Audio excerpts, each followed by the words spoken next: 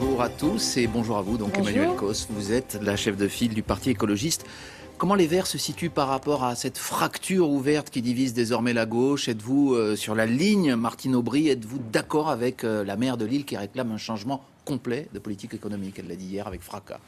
En tout cas, je soutiens ce qu'elle dit dans le fait qu'il faudrait redébattre des positions économiques de ce gouvernement et elle interroge les choix qui ont été faits, notamment la priorité qui a été donnée aux aides aux entreprises. Ce qu'elle dit, c'est qu'il ne faut pas remettre ça en cause, mais qu'il faut partager un peu l'effort entre une partie des aides qui va aux entreprises et une autre qui va aux ménages. De ce côté-là, nous la rejoignons. Après, évidemment, les Verts ne se réalisent pas dans la social-démocratie, comme elle le dit. Nous, ce serait plutôt la social-écologie et je pense que nous aimerions voir les socialistes avoir un discours plus écolo, mais en tout cas, ce qu'elle fait en réinterrogeant les priorités de ce gouvernement et en disant une chose que nous disons, qui est avoir du dialogue, de la discussion et porter des projets ensemble, me semble très intéressant. Le Parti écologiste Les Verts, qui est quand même un parti ouvert, se situe aussi frontalement dans une querelle entre vieille gauche et nouvelle gauche. Finalement, lorsque Emmanuel Macron, pour ne pas le citer, propose de déverrouiller les 35 heures, d'aller plus loin peut-être sur le travail le dimanche, de changer la vision de l'économie française, c'est quelque chose que vous rejetez en bloc ? En tout cas, ces choses-là dites ainsi et faisant fi des partenaires sociaux, oui, évidemment, notamment parce qu'en fait, je pense que dans le discours d'Emmanuel Macron, il y a beaucoup de postures plutôt que de propositions. Je ne crois pas qu'aujourd'hui, c'est la durée du temps de travail qui bloque les choses. C'est plutôt le fait qu'il y a une récession, très clairement, que les entreprises n'ont pas envie d'investir et qu'en plus, on baisse la commande publique. L'économie française n'est pas grippée par certains blocages qu'il faudrait déverrouiller, comme le souhaite ? Je pense qu'il peut y avoir des blocages, comme sur les questions de simplification administrative, qui est une réalité. Questions réglementées. Oui, mais il y a aussi, et ça c'est un sujet, mais toujours s'attaquer soit aux chômeurs, soit à la durée du temps de travail, alors qu'on est quand même dans un des pays où il y a un taux de productivité des plus élevés au monde.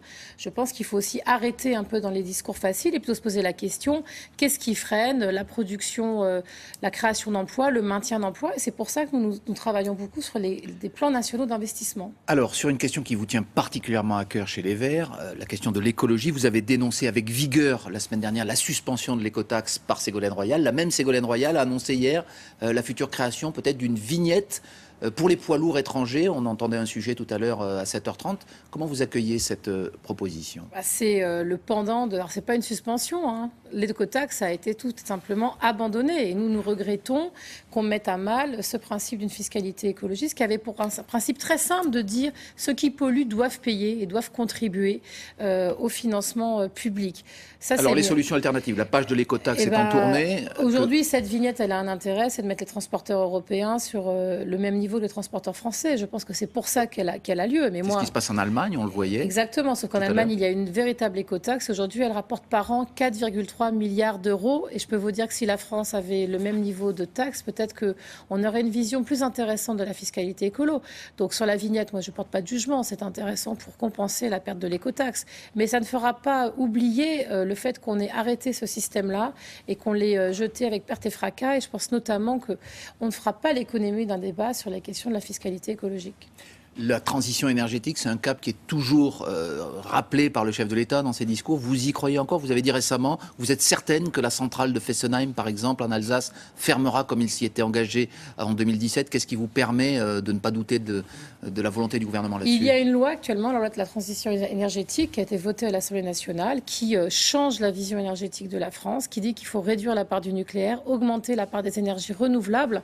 Et cela va avoir un intérêt, c'est notamment de créer des emplois locaux dans le domaine de l'éolien et du solaire. Mais vous trouvez que le gouvernement fait le travail dans ce domaine? Il le fait peut-être pas toujours au rythme que nous voudrons, mais cette loi est un bon point de départ et par ailleurs elle dit des choses très fortes, notamment sur le fait que les centrales nucléaires les moins sûres devront fermer parce qu'on va réduire la part du nucléaire. Et je pense que c'est important de vraiment changer la politique française de ce point de vue-là. Après, il faut derrière avoir vraiment l'engagement, notamment sur la création d'emplois. On a l'impression tout de même qu'il y a une entreprise en France, c'est EDF, qui décide, pendant que le gouvernement décide autre chose éventuellement. Est-ce que vous attendez du nouveau président d'EDF, celui qui va remplacer Henri Proglio, M. Lévy, qu'il soit plus docile vis-à-vis des directives du gouvernement? Moi, ce que j'attends tout simplement de ce nouveau président, c'est d'une part qu'il applique les règles de la transition énergétique, donc de cette loi, et puis surtout que EDF en général arrête d'être un État dans l'État. car EDF, c'est un opérateur de l'État, avec des représentants de l'État à son conseil d'administration, et je pense que le gouvernement a des choses à dire sur la politique que fait EDF, y compris sur le fait que peut-être un jour EDF sera plus intéressé par les énergies renouvelables. On est à mi-mandat du président Hollande et pour l'instant, aucun réacteur n'a été fermé. Et par rapport à ses promesses de 2012, finalement, on peut constater que rien n'a été fait à ce jour. Ces promesses de 2012 disaient qu'un réacteur fermerait avant 2017 et la question, elle est toujours là. Mais je pense que s'il faut comprendre pourquoi est-ce qu'on parle aujourd'hui de ces réacteurs, c'est parce qu'ils sont vieillissants, parce que certains, notamment celui de Fessenheim, est installé sur la nappe phréatique la plus importante d'Europe et que avoir un problème à Fessenheim, c'est aussi avoir des conséquences sur l'eau et sur la sûreté dans cette région très importante. Et je le rappelle, l'Allemagne, qui est juste à côté, demande la fermeture de Fessenheim à cause du manque de sûreté de cette centrale. Alors on va parler de quelque chose qui concerne tous les Français, tous les gens qui vivent en France aujourd'hui, c'est ce que l'on voit autour de nous, le climat, ce mois d'octobre très chaud, ces inondations à répétition dans le sud de la France. Vous, est-ce que vous êtes persuadé que c'est indubitablement un effet du dérèglement climatique? Vous savez que les scientifiques sont partagés sur cette question. Je ne rentre pas dans ce débat, on a des données qui nous montrent que le réchauffement climatique est là et pas simplement lié aux températures. On le voit aussi avec la montée des eaux, surtout, je pense que c'est très important. Mais ce qui se passe en France.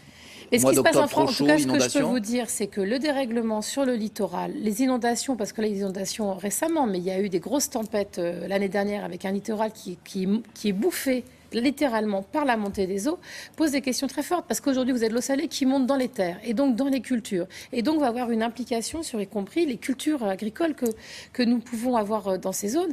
Et nous, ce que nous disons aujourd'hui, c'est que ce réchauffement climatique, il est là, mais le devoir pour les États, c'est de pouvoir l'anticiper. On ne peut pas simplement constater que le littoral français commence à être mangé par la montée des eaux. Il faut qu'on ait des politiques publiques pour aider les gens à reculer, à prévoir aussi comment on va s'adapter à ce changement climatique et aussi, évidemment, diminuer les émissions de gaz à effet de serre qui vont permettre aussi que la France baisse son effet sur le réchauffement climatique. On vous a entendu. Merci beaucoup Emmanuel Coll. C'est à vous Thomas. Très bonne journée.